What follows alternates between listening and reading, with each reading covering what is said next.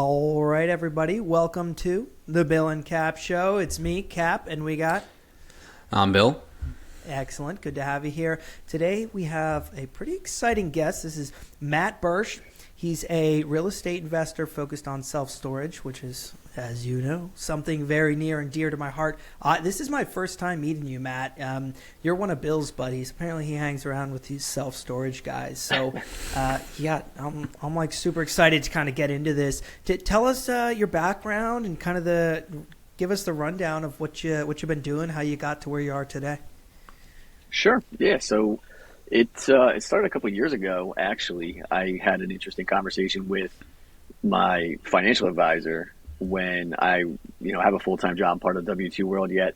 And I had my 401k going, and then I met with my financial advisor to open a Roth IRA. And after that was maxed out, I asked him, what am I doing now? Should I go to the stock market, or what do you recommend? And he basically told me, you don't have enough money for that, so don't waste your time.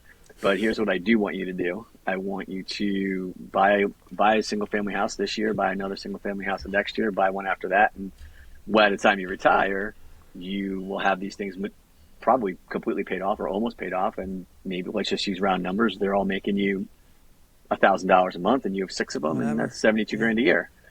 And I told him, I don't want to do that. I don't want to be a landlord. Sure. And he said, okay, then don't do that, and don't make that passive income that I'm referring to. But I do recommend you read this book. And that's when he gave me Rich Dad, Poor Dad, and that kind of changed that whole mindset around for me. There is one aspect of that story that I think is just absolutely wild.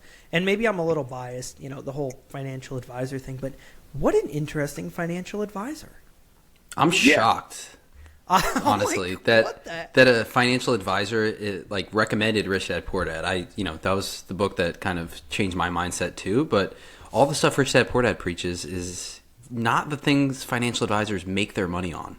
Loaded mutual funds and things like that. He's telling you to buy real estate, which is great. It's great advice. It's just surprising coming from a financial advisor that, in my experience, I haven't seen them be totally out for their client's best interest as much as they probably should be. I mean, he's a fiduciary, so he's got a little bit more there you go game when it comes to that aspect of it. And then I guess his background is his brother owned some properties, and he kind of saw the light there a little bit. But that I was surprised by that too. I wasn't surprised at the time because I didn't realize that stuff that you just said, Bill. But as I got more versed in this world, I realized that, a lot of financial advisors don't go down that road, but that's what happened for me. He recommended that book and The Millionaire Next Door. And I read all of Rich Dad Poor Dad basically in one setting. Like, once I picked it up, I couldn't put it back down. I mean, it's I find it so interesting, this whole concept of financial advisors. I didn't know that that's where this conversation would go, that we'd be diving into that. But look, okay, so this completely changed your life. But look, interacting with a financial advisor. But now imagine other folks, right? And here's what my kind of go to when people say, oh, hey, I met with this financial advisor. I'm like, okay, interesting. Well, make sure he's not trying to convince you to be a financial advisor. And this is a multi-level marketing scheme, which I don't know if you've seen any of those before, Bill. It's very common within the hospital. A lot of folks get involved in that. That's a side note. Don't join any pseudo cults. But, the other side of it is interacting with the financial advisor, there is inherent risk. Or I'll even take it back a step. Interacting with anyone giving you financial advice, fiduciary or not, right? That's just a legal title. So there's always risk, but for some reason, folks go to financial advisors and their guard is down. And so they can take this advice, like Bill said, that is not always in their best interest. And so, that's interesting. So you're working your W-2. What is your W-2, by the way? Oh, I'm an engineer. A network engineer for a local telecom company. So you reset the routers? Is that pretty much? Yeah, basically. Yeah, it's just unplug it, plug it back in, man. We give it a fancy title called power cycling. You know what I mean? But one time I called tech support for my internet company, and I realized I didn't reset the router, and I was really embarrassed. And then I did, and it worked, and I'm like, I am so sorry to you, sir. Anyways, so you're working as an engineer, and then your financial advisor says like, "Oh, hey, read this book." What was your next move? So the next move was I didn't do much for a while after that, honestly. I read it and I was hooked on it and I was like, this is cool. And at the time, I was very heavily involved in our local fire department, and that's where a large majority of my time and energy went when I wasn't working my W-2 job. And so I didn't really dive into the investing world at that point yet. And then, interestingly enough, my long-term girlfriend got diagnosed with cancer in 2017. And that's when it really flipped for me as far as how I need to start looking at things and real estate being included in that. And so that's when I stepped back from the fire department and focused more on setting things up for the future as far as, financial security and things like that. So that's that was like a couple years later. And then, I started really getting into things like Bigger Pockets and joining forums and starting to analyze deals. And that's how I started, spawning into that world. Wow, it's pretty powerful, reason to start. So tell me about that first deal. Was it a primary that you then ended up renting out? Did you follow that advice, or did you go strictly, buy and hold, flips? What did you do? That was a 3-unit that I was stuck in analysis paralysis for a while there, where I was more focused on, building the website, getting business cards, creating a logo for this company that didn't do anything yet. And finally, I shifted my mindset a little bit to actually taking action that moves the needle.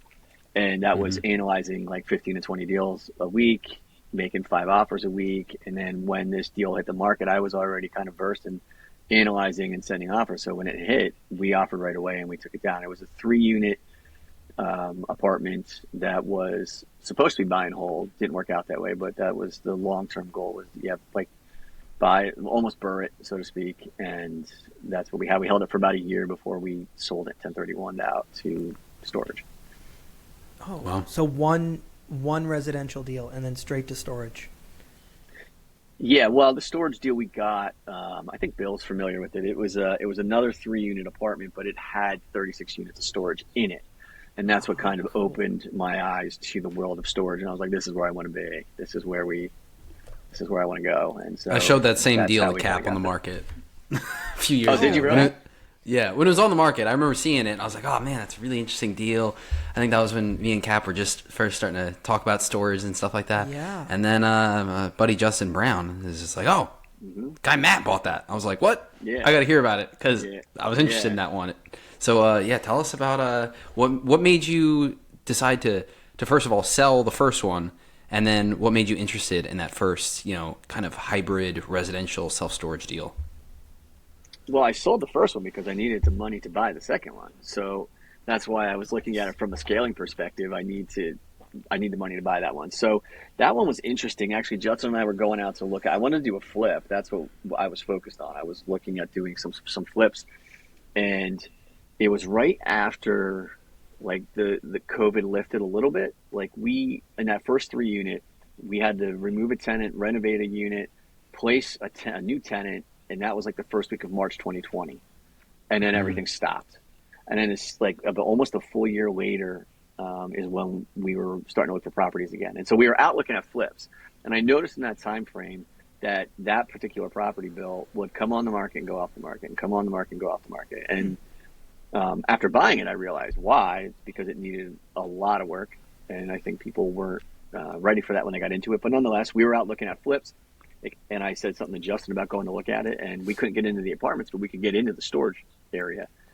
And I just looked at it like, this looks promising. Like, I feel like I could see people renting this. I felt like I saw contractors renting it to like do construction stuff, and because I had a loading dock and it was an enclosed facility. So that's kind of how it caught my attention, because it kept going on the MLS and coming off the MLS. And then when we walked it, I was like, well, how are we going to make this work? And that's when I was like, well, if we sold the current property, we could 1031 exchange into this place and use it as kind of a springboard to potentially bigger things. Wow. So what do those numbers look like with like the 3-unit? Do you mind sharing any of that, and kind of, what like leveraging the existing equity you have looks like? The first 3-unit? Well, yeah, and like, kind of, Okay. and how like, first of all, explain, 1031 for those that don't know. Sure. So 1031 is when you buy a property and then you sell it for, or I'm sorry, and then you sell your property and use the proceeds to buy a property of similar or greater class, and you defer your capital gains tax on that. Fun fact about Pennsylvania, they do not recognize that, which I did not know. So I did have to pay taxes locally on that sale. So didn't know that at the time. I do now. But the first 3 unit we bought for 160, and the market exploded after that. It was like not even 1 year later that we sold it for 230, and we took all the proceeds and we dumped them all into the new 3 unit plus the storage, and yeah, we just immediately got to work on that property. That property was in some rough shape. It needed a lot of work. Part of the negotiating tactics were I didn't want to pay the closing costs. I wanted the seller to pay the closing costs, and they didn't want to pay for the CO. And I figured the CO, I can extend those costs over a period of time where the closing costs are all up front. So I agreed to that, and that's kind of how we snuck into that deal. Okay. And then, so how did you like I said, when I took, go ahead. I was going to say, how did you work out that timeline? Like, so you see this property. That's one thing that I've always wondered as a 1031. I know other people have run into that as well. Like, they see a property that they're interested, and I think some people, they just sell a property and like, oh, I should 1031 it. So they put the money away, and then they're like, well, I have X amount of days to identify. It sounds like you already had the property identified. I did, and then you said, well, I need some money to buy this. And then you sold yours. So did you just kind of, as soon as it clicked, go, hey, I got to sell this one, and then start negotiating immediately with the seller? Like, hey, I'm probably going to have this money at soon enough, 6-8 weeks, however long it takes to sell and close a property. But I need this amount of time. And can you kind of speak to how you strategize that to make everything work out? Sure. I was fortunate. I wasn't really put in that situation, so to speak, because I had lined up a buyer for the 3 unit we already owned. And that was a friend of mine, and a friend of yours, a friend of both of ours. And so gotcha. they said, like, yeah, I'll buy your 3 unit, and if you want to use it to 1031 into that one that you're interested in with the storage, then we'll just do back-to-back closings. And so basically he hung out until we squared everything away with the new property. And then when that was all said and done, we got the financing, everything was done, we just did a back-to-back close. And so I didn't have to worry about that time parameter that gets put onto a 1031 exchange. Okay, awesome. So let's dive in a little bit to the numbers of this self-storage deal. About what did you buy it for? How much revenue was it bringing in at the time? What was like the business plan, and go from there? So we bought it for $385, and the occupancy was 44%. It was very low. It was horribly managed. The apartments were in rough shape. Some of the storage units were in rough shape, and I will say this: we took some pretty good licks on that property. There was things involved in that we did not anticipate, and I think that's probably one of the biggest lessons I learned going from residential to, even though this is a small commercial deal, it's still a commercial deal nonetheless. And there was other things that we did not take into account, especially being brand new to real estate. We were only in this for 1 year before we took this property over, and so most of the time, energy, and money went towards getting the certificate of occupancy instead of going towards forcing the appreciation on the storage units in the same time frame that I wanted to. So basically, we rented out all the storage units we could by way of SEO and marketing on Craigslist and all that stuff, while slowly renovating the building. We're in the process of turning over the 3rd apartment in that building in the 2 years that we've owned it now. So there's been a lot of time and money gone into that. And so that's just how I look at, the cost of learning this business, so to speak. And the blessing in disguise there is that it opened our eyes to storage. And that's really, like I said, where we wanted to go. Because out of all the time and effort we put into it, and most of it went to the apartments.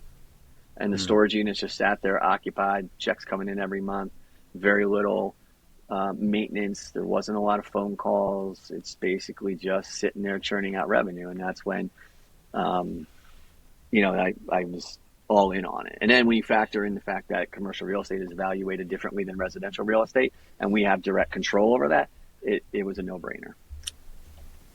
Oh, okay. How did you arrive at that purchase price of 385? I know it was listed, somewhere around there, 400 and change or so.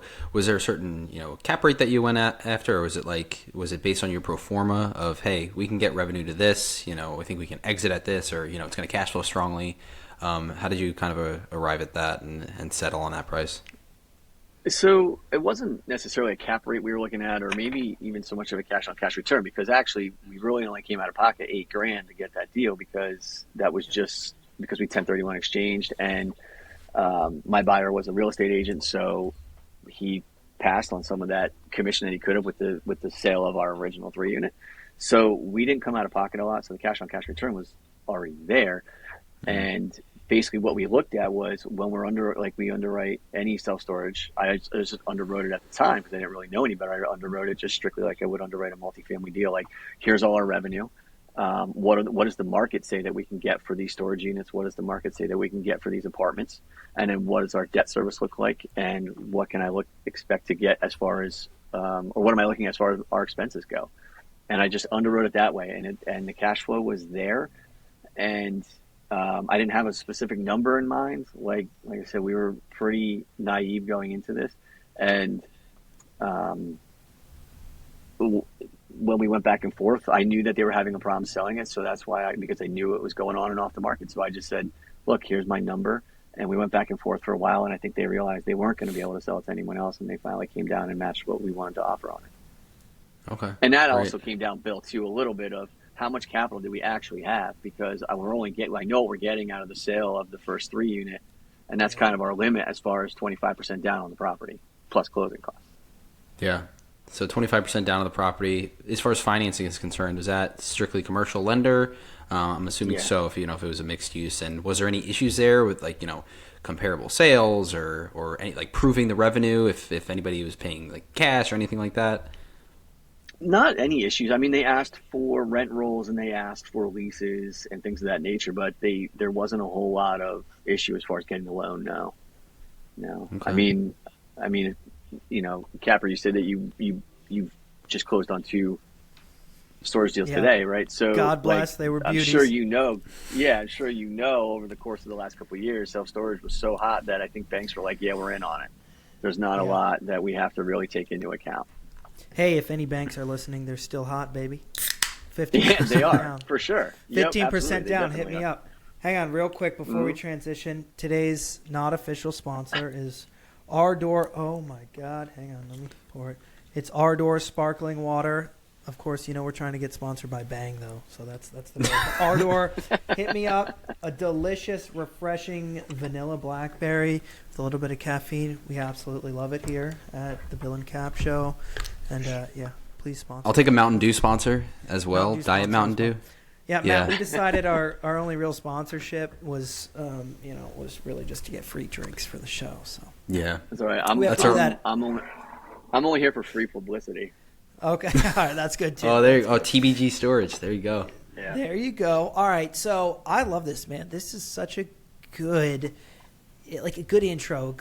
Okay, it was kind of a brutal triplex. Love it. That's how these things go sometimes. And then you got the storage with it. So how did you? I like this Craigslist thing, which, by the way, I haven't done yet, but I just created a Craigslist account yesterday because I'm like, why am I not posting these units on Craigslist? So tell me a little more about that, how you use Craigslist for storage marketing. We just, I saw some of the competition doing that. Some of the biggest ones in the area, or the biggest one in the area, was on Craigslist a lot. And so I just started marketing them. I marketed them more as storage and garages. Yep. And then I also, if you're going to get into that, I also put it into other spaces within Craigslist, because I was also targeting people who might be running businesses and they may have stuff that they need to store, whether they are, antiquers or they repair bicycles or whatever the case may be. So I would put that in different groups as well. And to be honest, we didn't have the greatest of responses on Craigslist, but it was still another avenue, a free avenue that you can advertise on. We got a lot of hits. We have 3 garages on that property. We got a lot of hits on those garages. But as far as the storage units go, we took down maybe 1 or 2. But the majority of our customer acquisition comes from Google. Got it. Organic, or are you doing paid as well? No, we do paid SEO. We use a company that does that for us. Got it. Really? So you do paid for just these? You were doing paid when it was only 35 units? Yeah, we were paying way too much for the marketing on this thing, on the first one. Yeah. Because it was a small unit, only 36 units. But we were like I said, we were 44% occupied, and we really wanted the revenue to come up, and so we needed to start filling those empty units. And that was what we did, and it worked. And once the occupancy went up, the NOI went up, and it was great. Yeah, and the customers are very sticky. Did you do a big organic push as well to try to rank locally? We did a little bit. Are you talking SEO? You mean? Yeah. No. The only thing we really did organic, or like quote unquote organically, was Craigslist, and then some investor friends of mine I know who have a couple, quite a few doors of multifamily properties. They let me put flyers in their lobbies or in their tenants' mailboxes and things like that. That was about the extent of it. Everything else kind of we funneled right through Google. Got it. And then what storage management platform did you use? So we used Easy Storage Solutions. It's what we still use. With being relatively small yet, it's the most conducive for us. Yeah. What did you try to rank higher on Google using your ESS site? I did not. I basically, I have a friend of mine who he runs a hardscaping business, and I talked to him, and he was raving about his new SEO guy, and so I called that person, and we just kind of set it up. And so I did not use ESS for that. I might, and just cut back on on the SEO we're paying for with our. But you company. Did though. Okay, but you did hire an SEO company then, right? Yes, correct. Yes, we did. Okay, got it. So you did. What's the name of the self-storage facility? TBG Storage. TBG Storage. Nice. Yeah, they're both called TBG Storage. We have TBG Storage Allentown, TBG Storage Quakertown. Got it. Okay. And so you started to see those results pretty quickly then when you started, working on the SEO and the paid advertising you started to get. Which one do you think had a bigger effect? Going ahead and just paying for the units, or the slow, steady kind of trying to rank higher on Google? I think probably the slow, steady trying to rank higher on Google. That's all what we've found. It's every time someone calls, we ask them, "How did you find us?" And almost every single time is we found you on Google. And so my goal was always to be in the first 5 or 6 that you find when you search self-storage in your market. Now we're slowly dropping in the Allentown market just because we're reallocating that money to the new deal. Which is in the Quakertown market. And so we're dropping a little bit there, but in Quakertown, we are, in the top 3, top 4 when people search self-storage Quakertown. And so there we are. And that gets the phone to ring, especially in the spring and the summertime. People are moving stuff around a lot more frequently. Yeah, absolutely. Yeah, man, it's an interesting, kind of concept, especially when using Easy Storage Solutions. This, how to rank organically, or when somebody searches self-storage Quakertown, how do you get TBG Storage to rank highly, right? And for one, we'll make sure with this show we'll give you some backlinks. So literally by doing this show, we'll put your website, and these podcasts actually get blasted out to all these different sites, not even me doing it, right? There's all these sites that list podcasts. So by being on this podcast, TBG Storage will probably get 50 backlinks if I put your website in the show notes. So that's a huge thing. Nice. When talking to your SEO guy, and I'm really big on SEO, do they talk about optimizing locally when it comes to ESS? Because it's a very vanilla platform, right? There's not a lot that you can do with it from a tech standpoint.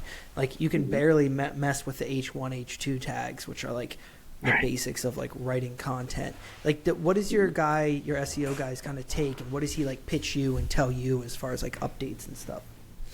So I should probably clarify that we have a page that he developed, almost like a landing page. So when people search us, they land on his page, and so he controls all of the SEO there, and then they can find out what they want to find out about us. But when they go and they dig into I want to select this location or that location, or I click rent storage, that takes them externally to an Easy Storage Solutions webpage that we maintain. And we do put some tags in there, some meta tags and all that, to try and get some organic growth that way through that website as well. But it's the landing page from our SEO company that people are finding before they find Easy Storage Solutions. Yeah, I mean that's an interesting concept too, right? Like, so because, and it kind of gets to what I was saying before, I'm trying to organically rank my ESS websites highly, and you know, it definitely can be done. If you search in plenty of towns, you'll see that plenty of ESS sites rank. But your SEO guy said, it sounds like, hey, this ESS platform is so vanilla, so non-customizable that he can barely do the things he needs to rank organically. So he's got, and it does add one, I'm looking at the site now, tbgstorage.com, it adds one single extra step, right? Which is, right. If they want to click rent now, then they get directed to the ESS site, then they have to click, rent, which, yeah, I mean, it's just only one extra step, it's not terrible. No, it's not terrible. We tried to make them both look similar to kind of disguise that a little bit, so they maybe don't realize they're going to an external link, and they don't get confused, like, well, I thought I was on this page, now I'm on a different page. So it's not ideal. It's not the most, maybe not the most efficient way of doing it, but for us right now, it's working, and that's kind of how we're handling that. No, it makes sense, because I've been thinking about this for a while, and there's a couple other alternative platforms out there. Stora.co is one of these kind of new up-and-coming management platforms. We had him, the CEO, Gavin, on our show before, and this is kind of one of the things we're talking about. Is like a lot of these other self-storage management platforms, they really aren't focused on conversions, right? And it sounds like your guy, that's, your SEO guy, he's like, yeah, man, we got to drive more people to the site, and ESS just isn't cutting it. So he took the route of making his own custom, basically, landing page, or really he's trying to rank that website and then drive to the, that's interesting. That's correct. I had never heard of that before. That's kind of a cool concept, though. Yeah. It's not bad. I've seen other places do it, similarly to that. But when you actually get to their back end website, it's very different than the site you were just on. So we were trying to avoid that and try and make it look cohesive and not confusing. Yeah, I know nothing about web design or SEO. I understand what it is, but just as a casual website viewer, this website looks pretty good to me. If I needed to rent self-storage in Quakertown or Allentown, be fine for me. I see on here you got waiting lists for some of them, and then it looks like you can rent a couple of the other sizes. So it looks like you must be pretty well occupied right now. Is that correct? What's your occupancy looking like? So Allentown is full altogether. In Quakertown, last I looked, I think we were sitting about 93% occupied. Now, we did just send rent increase letters out to the customers that we inherited at Quakertown. We sent those out in the end of January, so that in the beginning, March 1st, those rents will be pretty close to market, and they were pretty significant increases.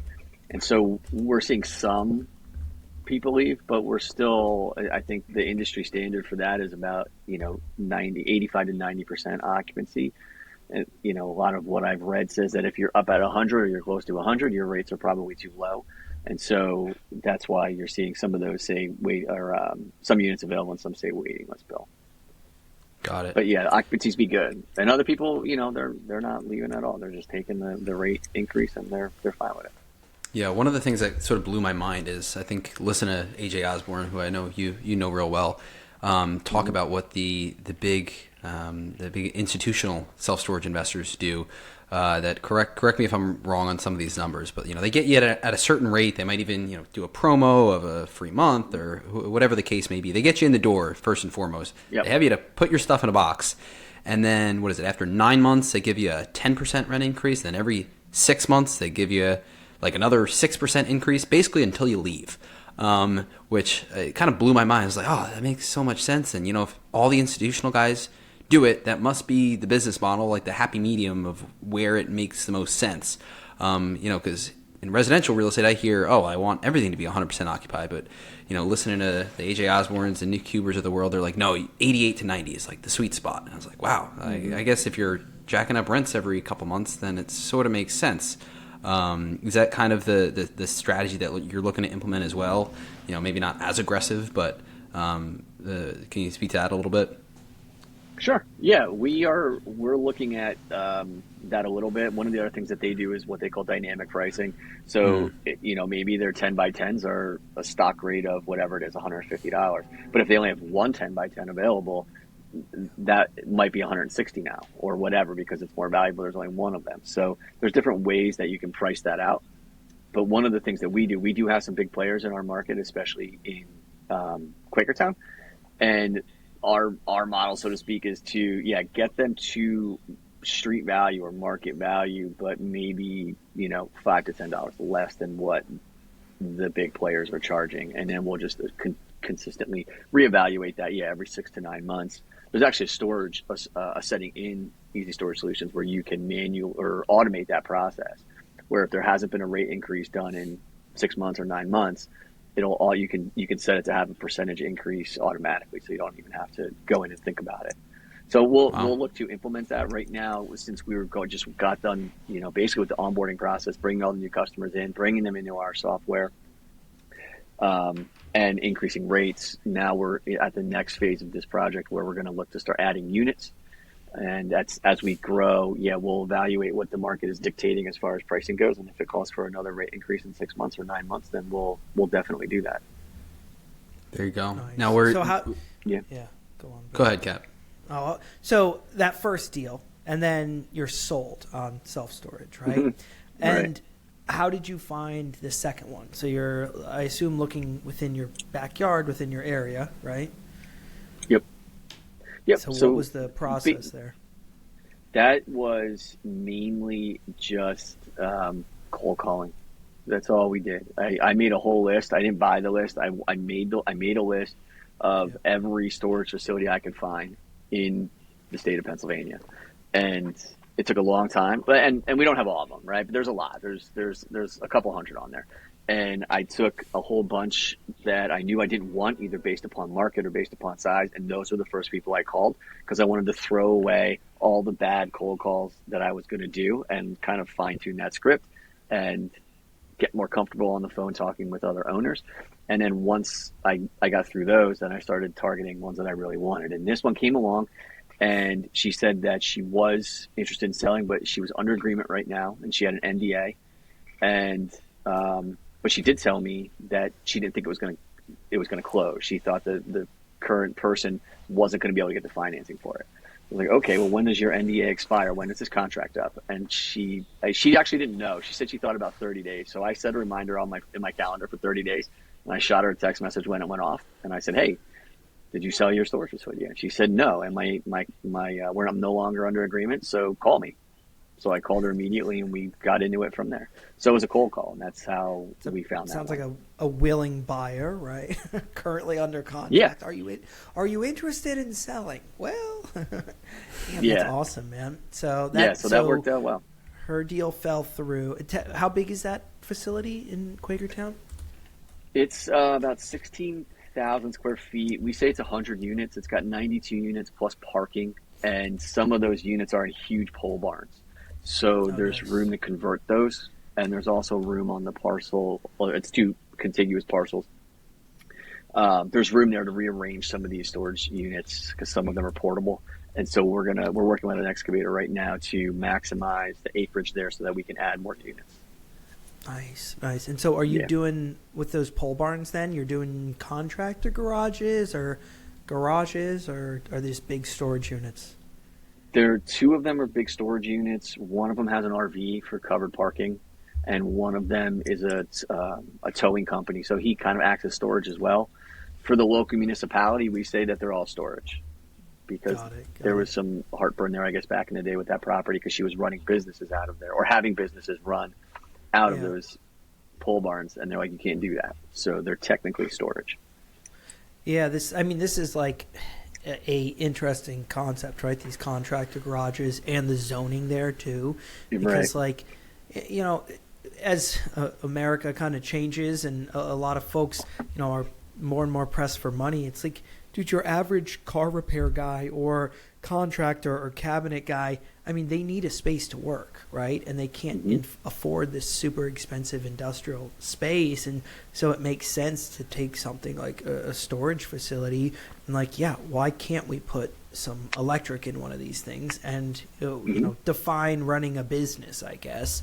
Well, what if he comes there every day and he, does a little woodworking? Is that running a business? I don't know,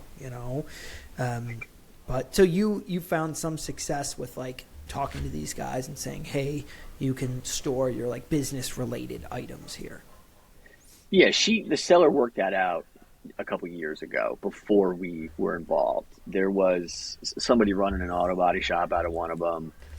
They didn't like that, and basically she had some other commercial customers, so to speak. And when that happened with the local municipality that we talked about zoning and everything like that, she basically was told you can't do that anymore. So the auto body shop is now just an overflow garage for a local towing company who, when they'd run out of room, they'd drop a car in there, and that's about all they do. And then the other one is they're big units too. We're talking like 30 by 50 and 30 by 40. Like they're substantial units. And one of them's a local butcher. He just stores all kinds of equipment in there, and he shows up like, I don't know how often he shows up, to be honest, but they're not actually running a business. They're acting as storage, but they're buildings that will probably look to convert to multiple smaller units, however we can design that the most efficiently. Gotcha. Yeah, and price per square foot. Yeah. Right. And what are you looking at as far as development? Are you looking to do more of the portable units? Or are you looking to just convert the larger units? Are you looking to just build, new typical, outdoor drive-up units? Yeah, so it's a combination of both. I would like to convert the pole barns into indoor climate-controlled storage, and then for the outside stuff, it'll be drive-up, but they won't be portable. And the reason they won't be portable is because we ran into a problem with the appraisal on this property, where the appraiser didn't constitute portable storage units as part of the NOI. The income that those generate, they did not evaluate the same way as I was anticipating, which created a significant problem during the whole purchase or the whole due diligence phase of this. So we're going to be putting fixed buildings in there that are drive up, which will increase our taxes because they're permanent structures you're adding to the land. But from a portable perspective, we'll use them where we have to, maybe like to overcome setbacks and things of that nature where you can't build. But other than that, they'll be fixed drive-up units. Okay, awesome. Tell me a little bit about that closing, because this is something that a lot of sellers and buyers worry about, is like how these portable units will affect your close. It sounds like they just didn't count that at all to the NOI. Basically, yeah. I mean, I was shocked. Like that was eye-opening, and that was kind of brutal because we were done. We had done all the due diligence. We had all the mortgage was set up. The insurance was bought and paid for. Like we're ready to go. And then the only thing waiting is the appraisal, and it came back and it was low, and it was way low. Yeah. And so I actually went through this problem once before with the first storage facility, but that was on a refinance. And one of the things I found there was that the appraiser made a mathematical error. So I dove into this guy's report, hoping for the same. And what I found was he missed one of the pole barns. He missed about 6,000 square feet of storage in his numbers, which significantly helped the appraisal come up and get close to that purchase price, because the seller also was not coming off. She was not coming off her price. She's like, I want this number. And the bank's obviously not going to lend on it, and we didn't have the capital to make up the difference, nor was I super comfortable with going way above what the appraisal report's going to be just to get into the deal. And so that was a lot of heartburn. So that's what we did. We went back and forth with the appraiser, which is a dicey road to navigate, because I felt like I don't want to come in with throwing haymakers and being like, yo, you missed this, you have to give me this is worth this, and whatever. It's more inquisitive, like, hey, why wasn't this included? Did you see this? Did you see that? And trying to massage that Yeah. relationship. And he came back and he came up significantly, but it still wasn't where she wanted us to be. And so it was tough. This is different from the residential thing, right? Where, it always appraises for the sale price kind of thing. And And that's you what I say that said. Ironically, Yeah. I said it to the seller. She's like, "Are you worried about the appraisal?" I was like, "No."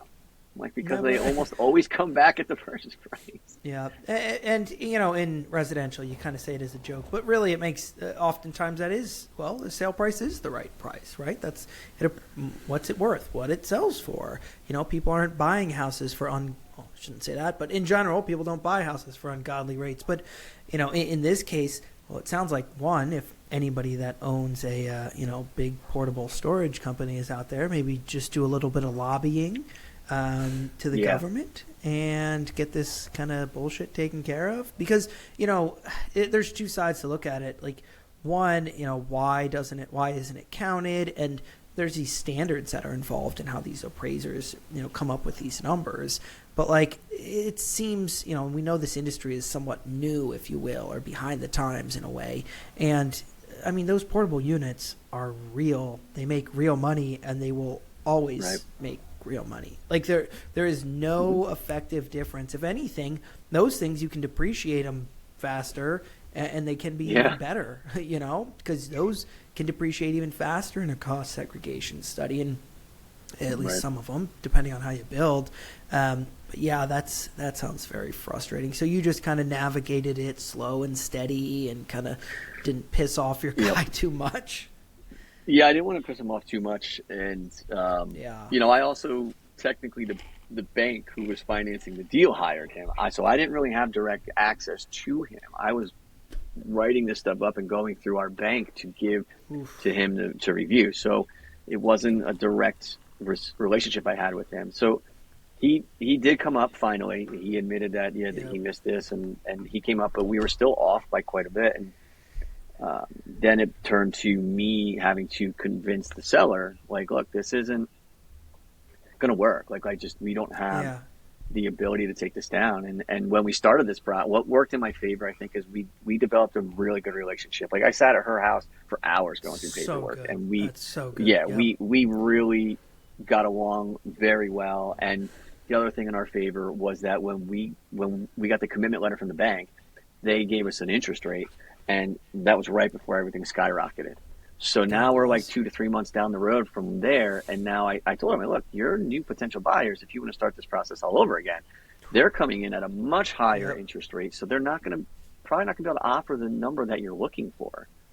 And she that's came not down. BS like that. No, it was real. Yeah. Talking it was a to real sellers. open, honest conversation. Yep, absolutely. Yep. And trying to convince sellers of that at that time was a little rough, because they were so used to this insane market.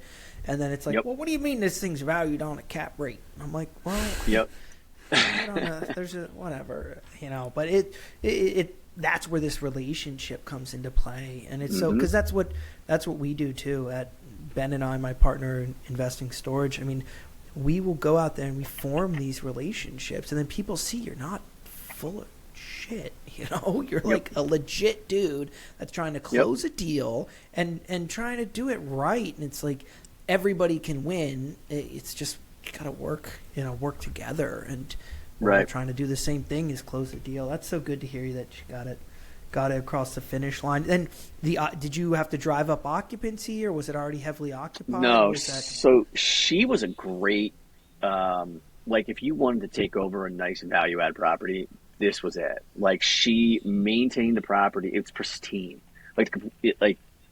Well landscaped. It's nice. It's clean. Everything about it was very nice. We loved the property. The value add component of that is that she never raised rents. And so we're buying on current rents, but we know that we're going to go to, market value shortly after we purchase. So that's where we added the value there. So no, there was, knock on wood, we have had zero CapEx. Now we closed on this in the beginning of December, but not much CapEx. And we were going to put stuff in. We're going to upgrade the keypad to get in. We're upgrading cameras. We're upgrading lighting and things of that nature. But as far as having to drive occupancy up or change a reputation or anything like that. No, it was great. That's awesome, man. Yeah, Yeah. that's exciting. Well, congrats as well. It's February 15th, by the way. So for anybody listening, so this is like your new baby. That's awesome, man. Yeah.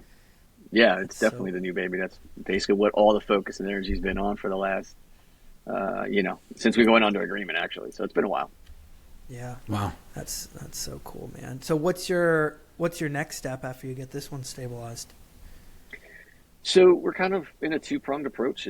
It's continuing to make this current property more as efficient as possible and drive revenue as much as we can to keep the expenses low. But we're also on the backside of that, putting together some more cold calling campaigns. We're in the process of hiring some virtual assistants right now. And we're going to try and I would like to take down 2 more deals this year, maybe 3, depending on how that goes. So that's where we're going. And it's going to be, we have our buy box of where we're looking to go, and we're looking to be a little bit bigger than this one we took down just now. And so that's where we're at. It's getting this guy squared away and on to bigger and better things. Awesome. In the same world, obviously. Yeah. Can you share a little bit about the numbers for this this new one here? Yeah, so it was $1 million purchase price. We had, how do we do it? We actually have equity in the first storage deal. That's how we were able to take some of that down payment and closing cost on, and we brought 2 private lenders in as well. So that helped us get, come up to what one of the price, she came down $100,000 off her price. We originally agreed on 1.1, and we just weren't going to get there. And then, so she came down to $1 million even. And that was one of the selling aspects I told her. I mean, look, you can still tell people you made $1 million on this deal, right? You can tell your friends I sold it for $1 million. It's not a lie, whatever. So that's where we were as far as purchase price goes. And right now we're carrying a good amount of debt because of the equity we took out of the first deal and the private money we've taken. But it's still going to cash flow pretty handsomely. Not as well as we would like it to do until we kind of bring the rents up to market, add more units, and then eventually buy those investors out, and we'll be in it by ourselves. So I don't have the actual numbers in front of me if you're looking for like cash on cash and stuff like that. We bought it. Yeah, I mean, okay, that's great. So what was the approximate revenue it was bringing in at the time when you bought it? What do you think you can get it to? Where are you at now? So she had it coming in at about $10,000 a month, maybe a little over. We're projecting almost 16 with the 10% vacancy and the current rents that we just upgraded to. So that's great. Pretty significant bump for you're talking about $5,000 to $6,000 per month in added revenue without taking on any more expenses. So that aspect alone is pretty awesome, and we're excited about that. Wow. And these private lenders that you mentioned, are they, are they strictly debt, or are they equity investors as well? Like, do you take them on as limited partners? No, just debt. Okay. Nope, just debt. Yep, just debt. Friends that people I'm friends with that wanted to be involved in some capacity, and one of them owns his own business. So a private, sole proprietors in that regard, I think, are a home run for stuff like this because they are looking for places to deploy their capital. And this is a home run spot for them to do that. I think in the next deal or the next deal after that, we'll be looking to give away some equity so that we can take down some bigger deals, because you're going to need to do that as you grow and scale. Yeah, absolutely. Now, is this one another 25% down commercial lender? Did you explore SBA or anything like that? Yeah, I did explore SBA. I'm trying to remember why we didn't go down the SBA road. First of all, the rate I think was higher for an SBA loan, and there were some qualifications that I didn't think that we were going to meet. I don't remember what they were off the top of my head, but I am pretty confident the rate was higher, and so that's why we did not go down the SBA road, and we just went with the traditional commercial loan from a bank. Gotcha. SBA is tough, man. You hear people say, "Oh, don't do SBA." Like I've done one before, and it is tough, but it's not impossible. No, you can get lower down payment, but that's kind of your exchange, right? It's like right. Lower down payment. What was the percent down that the bank made you give? They wanted 25. Yeah, 25. 25% down, 5% interest rate, and it's a 20-year AM with a 5-year term. Yep. Makes sense. So that's Yeah. where we're at. I was hoping we would maybe get a 25-year AM, but that wasn't the case. Yeah, I know. Yeah. You got If it's cash flowing, it's cash flowing. negotiation. Right, Yeah, that's exactly. true. That's basically what it comes down to. Yeah, and that's basically what I look at. Like, even when you talk about, you mentioned AJ Osmo for Bill, like he doesn't put a whole lot of stock in cap rates on the purchase. Mm-hmm. Like he doesn't care so much about cap rates on the purchase because he knows what he's going to do with that property once he takes over the operations, and it becomes more important on the back end. But on the purchase, he doesn't really care so much about that, and so I kind of have the same belief or a similar belief, which really shouldn't be surprising since I do follow a lot of his stuff so closely. Yeah. Well, I will say, if any banks are listening, it sounds like Matt's operating an absolutely savage self-storage facility. You guys are friggin' nuts if you don't want to do a 25-year AM with at least 20% down max. God bless if you don't take that deal. He'll go to another bank. It's all good. Don't worry about it. That's right. I like it. Good No, stuff. but that's a real thing, though. This It we is. have a bank in this ground up deal that we did, which I love, and these guys are super reasonable. And yeah, we negotiate with them, but like they see the vision too, and that's the thing I like about these small local banks is like, look, we're underwriting this thing. You see what it appraised for. Like it's not, even if it does catch on fire, we got insurance for it. Like, we're going to be able to pay this off. So, give us the terms that we need. And, that little back and forth can be valuable. So, yeah, I don't know. You tell them that next It is, one, man. Matt. And It is. if you Well, got I'll tell you what. good local man, banks say, hey, I'll send another guy to you too. Yeah, wow, there you go. Exactly. And we'll So pressure this is a small local them bank. nice and hard. We'll get it. Yeah, We'll yeah. get it. This is a small local bank, and to your point, that was one of the things. The guy I was working with when I brought this deal in, he took it to his underwriters and his bosses, and they were like, "Well, he has one of these already, right?" And he said, "Yeah." And he goes, "Well, how's that going?" He's like, "I don't know. I guess good. He's never missed a payment." And he's like, "All right, well, that's good." And that's basically what it came down to. It was like they blinked their eyes. They're like, "Oh, it's storage. This guy has some experience. Yeah, give him whatever he wants." I mean, there was no hard credit pulled. There was nothing. They asked for the rent rolls, the lease. I don't even know if they wanted the lease, the rent rolls, and my underwriting. And I sent it to them, and they're like, "Yeah, sounds good." Yeah, And they were all in on it. So that's sort of like what you're talking about when you start to build a little bit of a reputation and a relationship with some of these local banks. Things start to become a little easier. So that next one's going to have to be a 25-year AM. Or a longer term, one of the two. I like it. All right, Matt, we got to wrap up here. I want to have you back on the show later if we can. Sure. I love your style, man, and I'm gonna jump right to the very end here. So this is something that we do every single show, and this is a special one for Matt. So the Bill and Cab deal proposal. So the deal proposal is, it's a partially serious, live on the air, which this isn't recorded live, but anyways, live on the air proposal. If you and me and Bill wanted to do a deal together, any type of deal, I bring you a large chunk of cash and you buy something, or, you pitch me a deal. What would it take to do a deal, you and me, right now? You're bringing the capital? Whatever you want. You pitch the deal to me.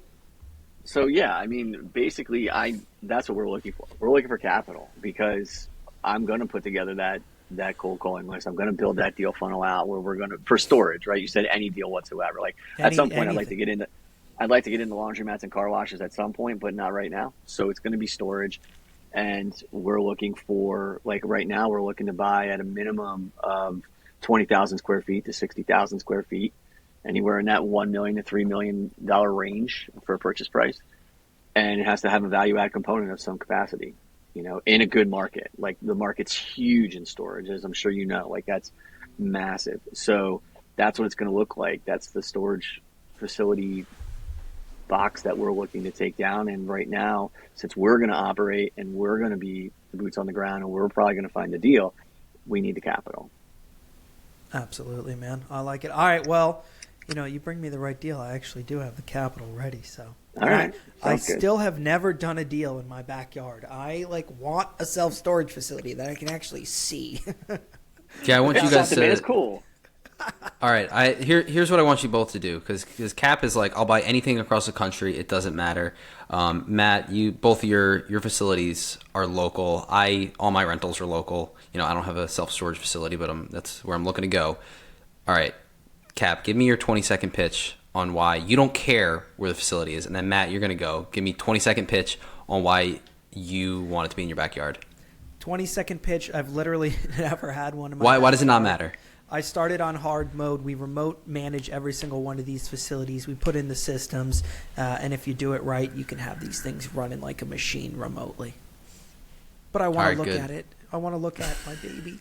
I never see my baby. And to that point, Bill, some of our markets are no longer local. We're looking at in the Carolinas. We're looking at some places in Delaware. Why we started local is because I really don't know anything about the operation. So now we, have a little bit more experience. We bought it.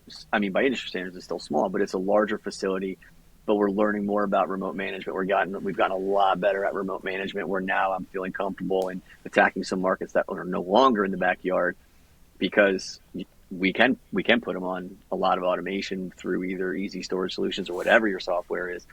So yeah, I'm not married to the backyard anymore. But I do love being able to drive to the new one and see it, like you were getting at, Cap. Absolutely, man. Matt, how can our listeners help you out? You want them to send you a deal, send you cash, and what's the best way to get a hold of you?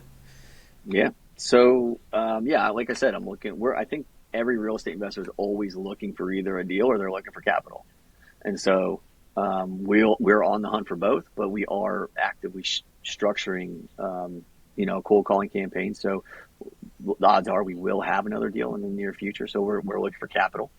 And you can, the best way to get me is at my email address, which I think I sent you, but it's matt@thebirchgroup.com, or you can find me on Instagram, and all of my information is in my link tree, which is on Instagram. It's MBERTSCH.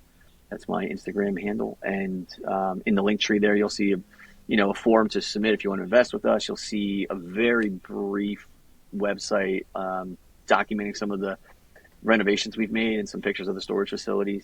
And that's the best place to get me. Awesome. Nice. Well, Matt, go ahead, Cap. Awesome. It was awesome having you on the show. Absolutely. Yeah, man, it was awesome. This was fun. I appreciate you guys having me on. I really do. It's cool.